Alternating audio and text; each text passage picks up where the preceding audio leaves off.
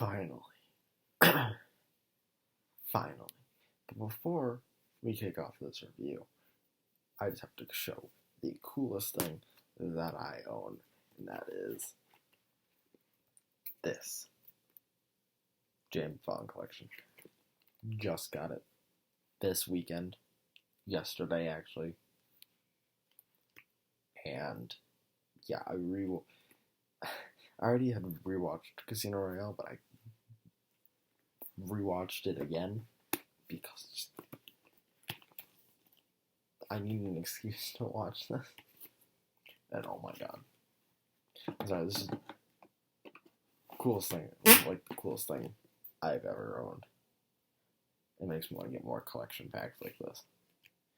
The only problem is, once No Time to Die gets a physical release, this immediately becomes outdated.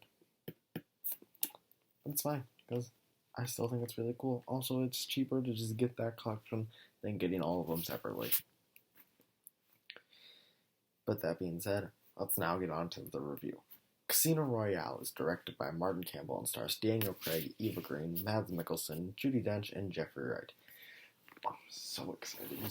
This is my number one Bond film and my number 6 favorite film of all time. Yeah, I got a whole list. It'll be...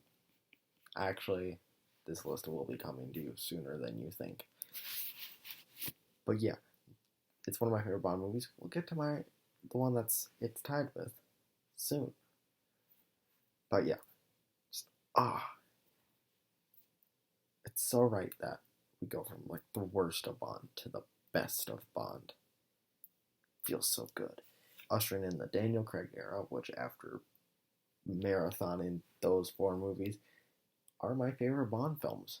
Like, he's my favorite, well, not all of them, but he's definitely my favorite Bond.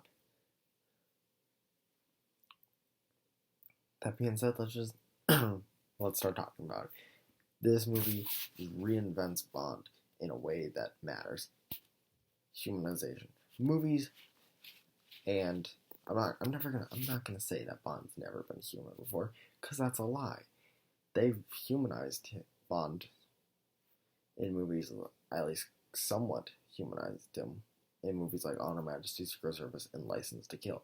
Those 2 movies really try to bring out the emotions in Bond by having him lose people or that he's close to, or have no really control in a situation. And those 2 are really great Bond films.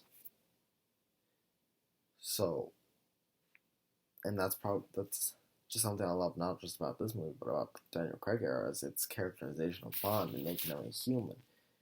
And you can tell, like, the focus on the eyes and stuff, because everyone knows the eyes are the window to the soul. So all the close-ups on Bond's eyes are like, we're seeing his soul, we're seeing his humanity as he falls in love with Vesper and feels betrayal and basically becomes Bond. Like, this is a full-on origin story. Because not only do we, in the pre-title sequence, we see Bond get his 2 kills that make him become a 00 agent. This is his first mission as a 00 agent. And on this mission, he starts to develop all these things. Everything that happens to him starts to turn him into the Bond we all know and love, culminating in one of the greatest finales of all time. I will be getting into spoilers with this movie because it's impossible not to talk about spoilers with this one. I love it so much. Okay, so for this movie, Martin Campbell, who directed GoldenEye, which is a very good film, came back and proves he knows what he's doing with Bond. Especially in this case. The action sequences are amazing. I'm talking about that Madagascar parkour chase. That was thrilling. The airport tanker chase. That was so exciting and stuff. And then that stairway fight in the actual casino once the whole main plot starts to get going. All these are just standout action sequences that are so fun to watch. Daniel Craig's performance is just amazing. And he's the perfect Bond. Judy Dench is back as M, which is a little weird considering now this is the Bond film that is the most like a remake. Like, this is Bond going back to the beginning and stuff. Like, every other Bond film, you could maybe make the excuse like, oh yeah, they're connected. Like when Timothy Dalton in License to Kill, they mentioned that he was married at one point and his wife died. Then you can be like, oh, then maybe that one's connected to On Her Majesty's Secret Service, which is connected to the Connery ones, and Roger Moore visits the grave of Tracy. So you can just say all those are connected. Pierce Brosnan movies never make mentions like that, but you can say they're connected like that. This one, you really can't. This one is this is the first Bond that feel like it's separate from every other Bond film before it. So it could make it a little confusing for, audiences to see Judi Dench in both of these. But casting her in this, but deciding to just keep her as M was perfect because, she's great. It's amazing to just see her with her back and forth between Bond and this one, and then eventually Skyfall, which has the best M and Bond relationship in the books and movies. But yeah, I think like Judi Dench was perfect for them to keep as casting. I think they could not have done better for that one. Eva Green as Vesper is amazing, top tier Bond girl. She just fleshed out character that notices that Bond's attractive but doesn't really care. She's more focused on winning, but starts to develop feelings for him. And it really helps that Daniel Craig and Eva Green have a great chemistry the entire time. And Jeffrey Wright as Felix Leiter, he's not a big part of the movie, but I do like him, and he's really good. But the hidden star of this show is Mads Mikkelsen as the main villain, Le Sharif. Oh my god, he's so good in this.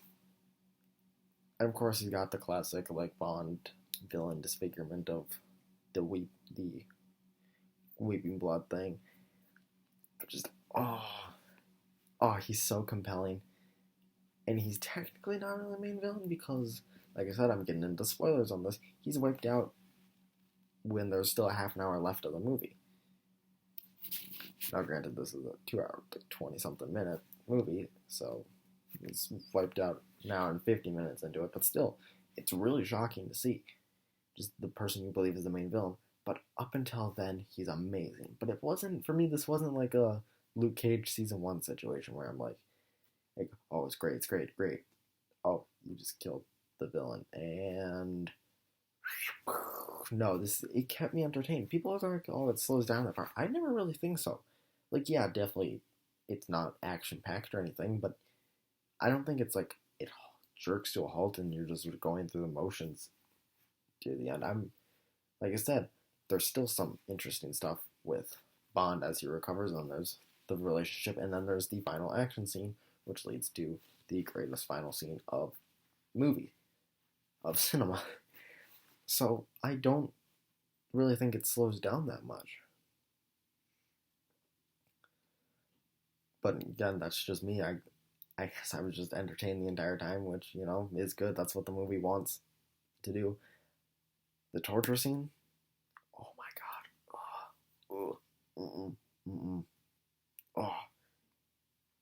But, oh my god, that line. I got an itch down there. Would you mind?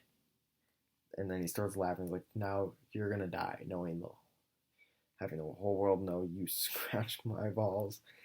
God, it's so great. I think that's also, obviously the main thing of this movie are the poker scenes. In the book, it's Baccarat, which featured in the Dr. No movie and stuff with Bond's introduction, which is, I always thought was a cute little nod to the book. And while, yes, the poker definitely isn't, it's not real casino poker. It's definitely for the audience. The whole talking over to explain what hands, that's for the audience, which is helpful because I have no idea anything that happens in poker. And I especially, even after the book took chapters to explain to me Baccarat, I still don't quite understand Baccarat. So, the Poker for Dummies thing in the movie, I don't think it bothered me or general audiences who don't know how to play poker. Obviously, poker is still wildly popular. A lot of people know how to play poker. But there are people like me who don't, and that was much appreciated. And I think they realized this, not writing the script and stuff, so like, alright, we'll talk them through it and stuff, but make it seem natural. Because it doesn't seem forced, but if you know how poker, uh, I know people who know how poker is played. That's the only reason I found out that's not how poker is played, with someone talking over it. But still, like I said, I found it useful. But yeah, I could go on and on about this entire movie. But let's get to the end.